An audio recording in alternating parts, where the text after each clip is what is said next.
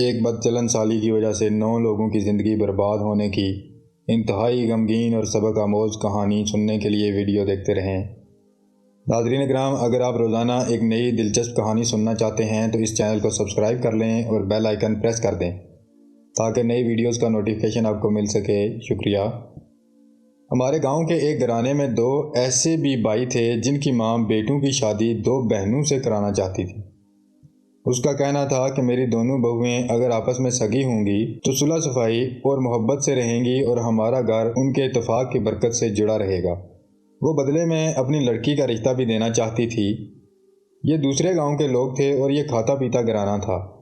میری ماں کو یہی گھرانہ پسند آ گیا۔ میرے بڑے بھائی سے مشورہ کیا کہ نہیں بیٹا، تیرا کیا خیال ہے؟ اگر ان سے ناطہ جوڑ لیں، ہماری 2 لڑکیوں کی شادیاں ہو جائیں گی اور بدلے میں ان کی لڑکی مل گئی تو تیرا بھی گھر آباد ہو جائے گا۔ ماں، جو تم چاہو مجھے منظور ہے، لیکن اتنا خیال رہے کہ گھرانہ بے شک دولت مند ہو، لوگ شریف ہوں کہ کل کو جگ ہنسائی نہ ہو۔ ماں نے پرلے گاؤں کے لالا نذیر کے گھر آنا جانا شروع کر دیا۔ اس گھر کا سرپرست فوت ہو چکا تھا۔ وہاں بھی 2 لڑکے اور ایک لڑکی غیر شادی شدہ تھے، مگر ان کی بڑی لڑکی کی شادی ہو چکی تھی۔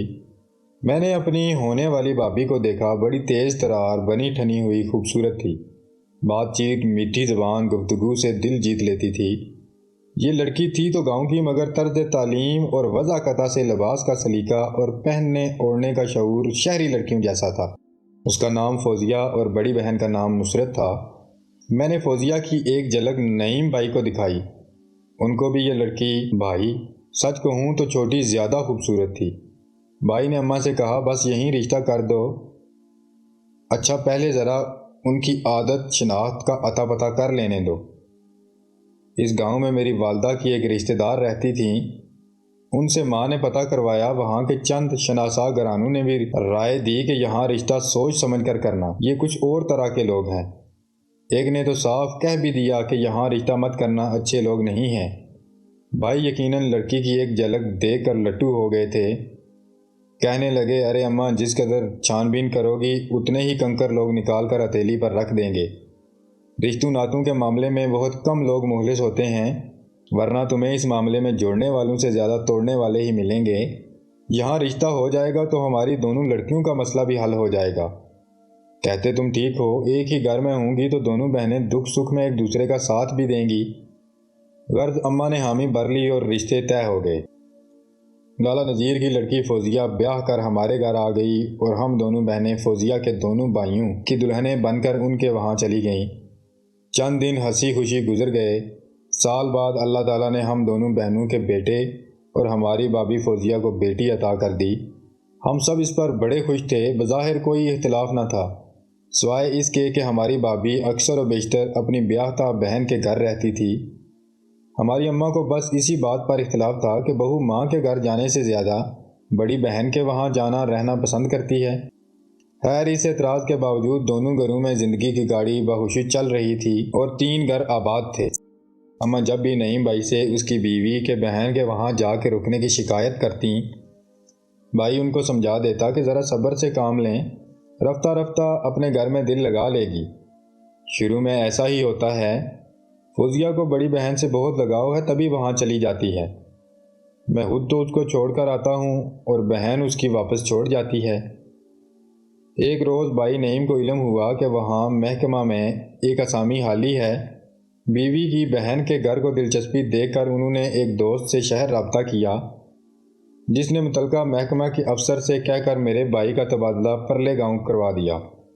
اب تو بھائی کا روز موٹر سائیکل پر نصرت کے گاؤں آنا جانا رہنے لگا اور بھابھی کا بہن کے گھر آنا جانا بھی مشکل نہ رہا۔ نعیم بھائی صبح ڈیوٹی پر جانے کو تیار ہوتے، بھابھی بھی ان کے پیچھے موٹر سائیکل پر بیٹھ جاتی، بہن کے وہاں چلی جاتی۔ پہلے فوزیہ 15 روز بعد ایک دن جاتی، اب ہفتے میں 2 بار جانے لگی۔ اس بات سے میری اماں کو بہت تکلیف ہوئی کہ ہماری لڑکیاں تو ماہ 2 ماہ بعد میکے آئیں اور ان کی بہو ہفتے میں 2 بار، وہ بھی ماں کے گھر نہیں بلکہ بڑی بہن کے گھر جائے۔ یہ آنا جانا اب تو اماں کو اور زیادہ کھٹکنے لگا کہ بہو کے یوں روز آنے جانے سے ان کو کام کاج کا کشٹ بھی اکیلے ہی اٹھانا پڑتا تھا۔ جس گاؤں میں بھائی نعیم کا تبادلہ ہوا وہ ہمارے اماں ابا کے گھر سے 13-14 میل پرے تھا۔ یہی وجہ تھی کہ فوزیہ بھابھی وہاں جا کر ایک دو روز رہ پڑتی کہ اب تو نعیم کا روز کا آنا جانا ہے، جب چاہوں گی چلی جاؤں گی۔ بھائی کا تبادلہ ان کے محکمہ کے ایک ذیلی دفتر میں ہوا تھا۔ یہاں کام کا اتنا دباؤ نہ تھا، ملازمین ویلے بیٹھے ہوتے تو ادھر ادھر کی ہانکتے اور کبھی کنوارے مردوں والی گپ شپ بھی کرتے کہ اس گاؤں کی فلاں لڑکی تو بس لاکھوں میں ایک ہے۔ اس گپ شپ میں کچھ شادی شدہ مرد بھی گفتگو میں شامل ہو جاتے تھے۔ ایک روز یہ فارغ حضرات آپس میں ایسی ہی باتیں کر رہے تھے کہ بھائی بھی ان کے پاس جا بیٹھا۔ لڑکیوں کا ذکر چھڑ گیا۔ ایک دوست بولا، نصرت بڑی تیکھی ہے، تو دوسرے نے کہا، اور فوزیہ یار وہ تو لاجواب ہی ہوگی، ہاں مگر اس پر زیادہ مال خرچ کرنا پڑے گا شاید، اور جب سے اس کی شادی ہوئی ہے آسانی سے تو مل نہیں سکتی، جب نصرت کا موقع لگ جائے گا تو وہ بھی مل سکتی ہے۔ نصرت اور فوزیہ کے نام سن کر بھائی کے کان کھڑے ہو گئے، کیونکہ ہماری بھابھی کا نام بھی فوزیہ اور اس کی بڑی بہن کا نصرت تھا۔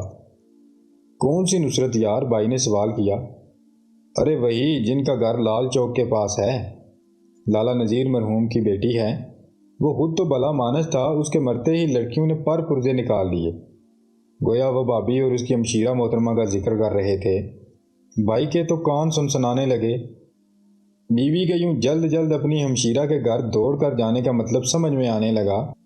اس روز تو وہ وہاں سے اٹھ کر گھر آ گئے، لیکن دل میں ایک تیر سا پیوست تھا کہ جس کو نکالے بنا چین سے سانس لینا دشوار ہو رہا تھا۔ دوسرے روز اکیلے میں اس آدمی سے کہا کہ نصرت کے بارے میں ذرا تفصیل سے بتاؤ، کیونکہ میں تو یہ جانتا ہوں کہ وہ ایک شریف آدمی کی بیوی ہے۔ وہ کہنے لگا، رہنے دے یار، اگر یقین نہیں آتا تو کل ہی بلوائے دیتا ہوں۔ جانے کا سوچ کر بھائی نے رقم اس آدمی کے ہاتھ پر رکھ دی کہ بس صرف ایک جھلک، بس دیدار کرنا ہے۔ وہ دن بہت بے چینی سے کاٹا۔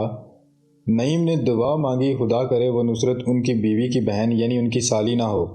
بھائی نہ تو اپنے گھر کی بربادی چاہتے تھے اور نہ ہم دونوں بہنوں کو اجاڑ کر واپس لا بٹھانا چاہتے تھے، اور بھابھی فوزیہ سے بھی بڑا پیار تھا، تصور بھی نہ کر سکتے تھے ان کو طلاق دے دیں گے، لیکن اب تو شیر کے منہ میں سر دے دیا تھا، اور وہ جو کہتے ہیں کہ اوکھلی میں سر دیا تو موصل سے کیا ڈرنا، سو موصل کو خود دعوت دے بیٹھے تھے۔ شام کو اسی شخص کے ڈیرے پر ان کے ساتھ گئے اور رات ہونے کا انتظار کرنے لگے۔ دل دھڑک رہا تھا، حلق خشک تھا، یوں لگ رہا تھا کہ ابھی کچھ دیر میں سور پھونکا جائے گا۔ رات کے 10:30 بجے تھے کہ وہ شخص ایک برقع پوش عورت کو لے کر آ گیا۔ لالٹین کی روشنی میں نعیم بھائی نے اس کو دیکھا۔ وہ نصرت ہی تھی، ان کی سالی، جس کی عزت وہ بہنوں کی طرح کرتے تھے۔ ان کی پیاری بیوی کی بہن تھی۔ اس کا گورا گورا مکھڑا کالے برقع میں چمک رہا تھا۔ جو ہی اس کی نظر بھائی پر پڑی، چہرے کا رنگ فک ہو گیا۔ اچھا تم ہو وہ نصرت جس کے سارے گاؤں کے آوارہ مزاج مردوں کی زبان پر چرچے ہیں۔ یہ کہہ کر وہ وہاں سے اٹھ کر باہر نکل گئے اور موٹر سائیکل پر بیٹھ کر گھر آ گئے۔ رات کسی طرح قیامت کی مانند گزری اور صبح ہی ماں کو یہ مجدہ سنا دیا کہ فوزیہ کو طلاق دے دی ہے۔ ماں نے لاکھ منع کیا، روکتی رہیں کہ بیٹا وہ نصرت تھی، فوزیہ تو نہ تھی۔ تم بس بیوی پر روک لگا دو کہ ادھر کا رخ کرے اور نہ ان سے واسطہ رکھے۔ اپنا اور اپنی بہنوں کا گھر کیوں برباد کرتے ہو؟ مگر مرد ذات کی فطرت میں شک بسا رہتا ہے، اور جب معاملہ بیوی کا ہو تو اس کے گھر والوں کی نیک چلنے کی ضمانت بھی چاہیے ہوتی ہے۔ اگلے روز فوزیہ میکے پہنچا دی گئی، جس کے جواب میں ہم دونوں معصوم اور بے قصور بہنوں کو بھی شوہروں نے طلاق دے دی، کیونکہ ان کی بہن کو شک کی بنا پر ہمارے بھائی نے طلاق دی تھی۔ ہمارے دونوں بیٹے ان کے پاس اور بھابھی کی لڑکی دادی کے پاس، بچے بھی اجڑے اور ہم بھی۔ اب ہم بہنیں روتی تھیں کہ بھائی تم نے تو ہم پر قیامت ڈال دی۔ ہم اچھی بھلی اپنے گھروں میں آباد تھیں، ہمارا کیا قصور تھا کہ ہمارے گھر اور بچے ہم سے ناحق چھن گئے؟ گاؤں کا مگر یہ دستور تھا کہ اگر ایک عورت کو شوہر طلاق دے دے تو اس کے بدلے کی بیاہی عورت کو بھی طلاق مل جاتی ہے، اور دونوں طرف کے گھرانے اجڑتے ہیں۔ یہاں تو 3 گھر اور 9 نفوس برباد ہوئے تھے۔ کچھ عرصہ بعد نعیم بھائی کو احساس ہوا کہ انہوں نے اپنی غیرت کو بچایا، مگر ہم بہنوں کی خوشیوں کو بھی ناحق خون کیا۔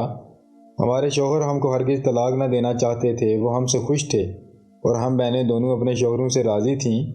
ہمارے بچے ابھی اتنے چھوٹے تھے کہ ابھی بولنا نہ سیکھے تھے کہ اپنی تکلیف کسی کو بتا سکتے۔ اماں الگ غم سے نڈھال کہ ہمارے سروں پر باپ کا سایہ بھی موجود نہ تھا۔ اب وہ اٹھتے بیٹھتے نعیم بھائی کو کوسنے لگیں۔ تبھی ایک روز میرے ناشاد دل بھائی کی کیا جی میں سمائی کہ جا کر دریا میں چھلانگ لگا دی اور یوں زندگی کے عذاب سے چھٹکارا پا لیا۔ بچپن میں جس دریا کی موجوں سے ان کو ڈر لگتا تھا اور تیراکی نہ سیکھی تھی، اسی کی باہوں میں اپنا آپ سپرد کر کے زندگی کی جھنجھٹوں سے نجات پا لی، مگر ہم بہنوں اور ماں کو غم کے ایسے سمندر میں دھکیل دیا کہ جس سے نکل بھاگنا اب ہمارے بس کی بات نہ تھی۔